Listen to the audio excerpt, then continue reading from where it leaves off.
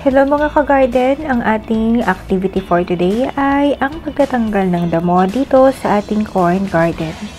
Umulan po ng ilang magkasunod na araw, kaya ayan, bigla na naman pong dumami at nagsitubuan yung sobrang daming damo dito sa ating garden.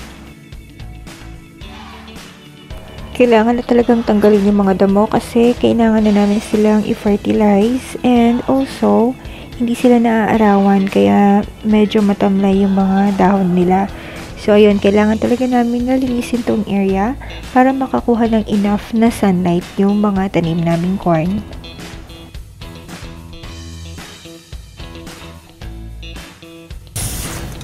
Itong mga damo na tinanggal namin, lalagyan namin dito sa drum. Gagawa ulit kami ng fertilizer.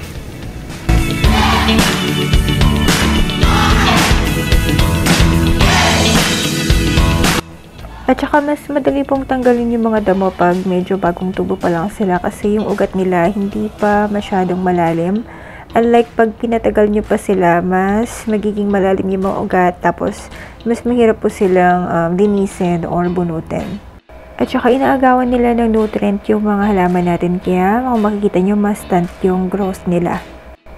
Ayan, medyo malaki na yung area ng nalinis natin at lumilitaw na yung mga tinanim nating mga mais dito. Kasi nung isang araw talaga hindi talaga natin makita kung nasaan yung mga mais.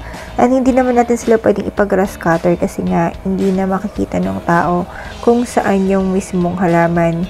Kaya ayan, medyo manual lang pa talaga yung ginagawa natin na pagbunot ng mga damo dito sa ating garden. Imamulch na lang po siguro namin ito ng dried bamboo leaves para hindi agad tubuan ng mga damo ulit kasi based on my experience, after maybe a week na naman ay magiging ganito na naman po yung kalalabasan ng ating garden pag hindi po natin siya minulch.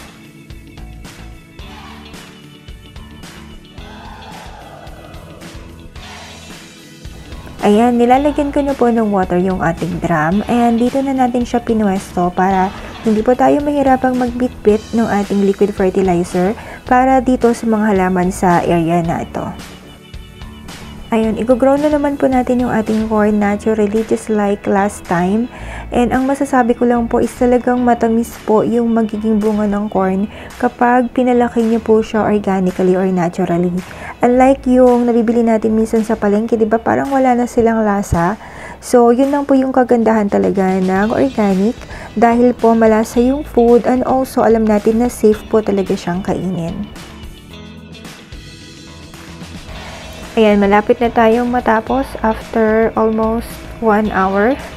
And yan, lalagyan na lang natin lahat ng mga grass dito sa ating drum. And kung mapapansin nyo, yan, nilagay ko rin yung mga napulot nating mga mangga na nangahulog galing doon sa puno. So, mga hinog na po yung mga yan. So, yellow na yan sa loob.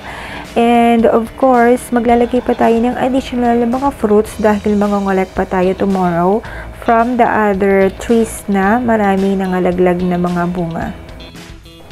So, ayan, finally, after 1 hour, nalinis na natin yung area ng ating corn and ready na sila na ma-fertilize in a few days. And yun nga, medyo pagod lang talaga kapag nag-organic garden ka pero it's worth it talaga. So, sana i-advocate nyo rin or i-practice nyo din yung pag-organic gardening sa inyong garden. At syempre, wag po natin kakalimutan na maglagay ng molasses dito sa ating ginagawang liquid fertilizer para iwas masangsang na amoy. So, hindi po siya babaho kapag nilagyan natin siya ng molasses. Unlike yung ginawa natin before na grass clipping fertilizer. So, 3 days pa lang, amoy na po siyang poop ng kalabaw. Pero yung ginawa natin doon sa kabila, it's been, I think, 2 to 3 weeks na siya. And amoy pa rin po siyang matamis-tamis or amoy wine. So, ayun, keep gardening everyone. And if you have questions, let me know kung kaya ko pong sagutin. And sana nga po, sa kakaulit-ulit kong sinasabi, i-advocate po natin yung pag-organic gardening or yung pag-grow naturally ng ating mga fruits and vegetables. So, thank you for watching guys and happy gardening. Bye!